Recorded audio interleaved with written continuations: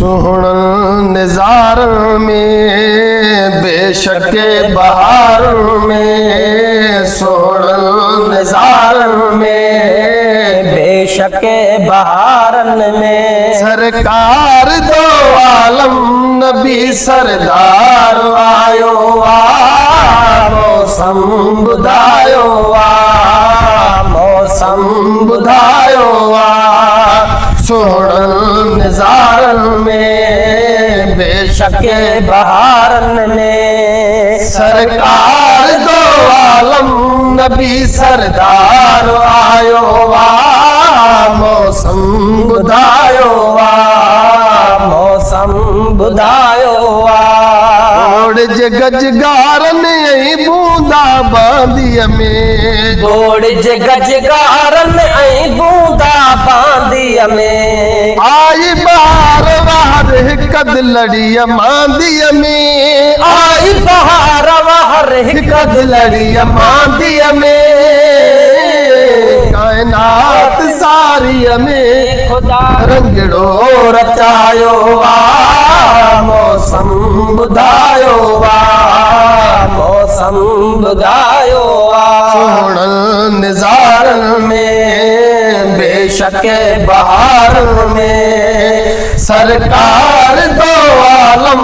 नबी सरदार आयो मौसम बुधायो मौसम बुधायो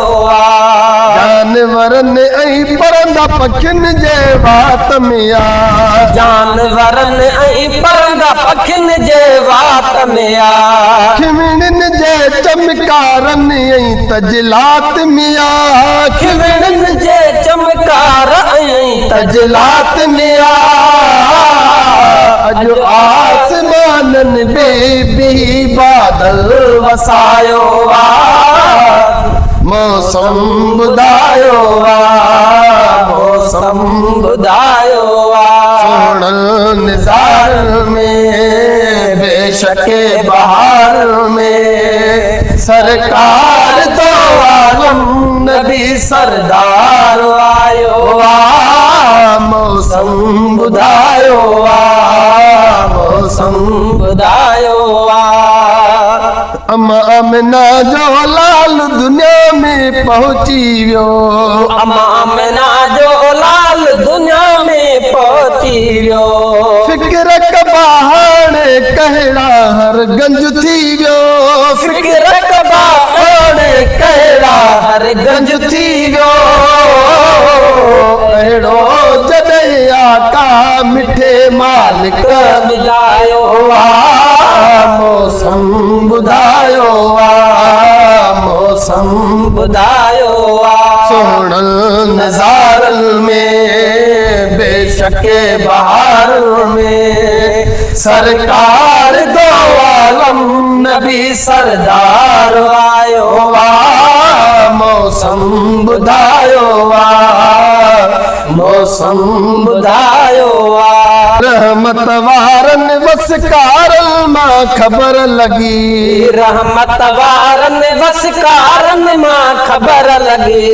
रहमत वारनि वसकारनि मां ख़बर लगी थदड़नि थदड़नि थदकारनि मां ख़बर लगी थदड़नि थदड़नि थदकारनि मां ख़बर लगी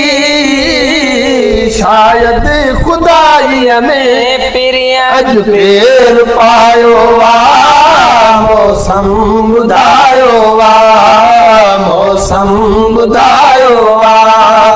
सुहण नज़ारनि में बेशक बहारनि में सरकार दो आलम नबी सरदार आयो मौसम बुधायो मौसम बुधायो मौसम बे इज़हार करे शुक्रान कया मौसम बे इज़हार करे शुक्रान कया मुंह बि नवाज़ण कलम खणी शेर लिखिया मुंह बि नवाज़ण कलम खणी शेर लिखिया नया बड़ो शायर मिड़ई नालो गणायो हक अल्लाह को या रसूल अल्लाह दुनिया सलामिया दीदी गुलामिया दुनिया सलामिया दीदी गुलामिया तुझे रिसालत जो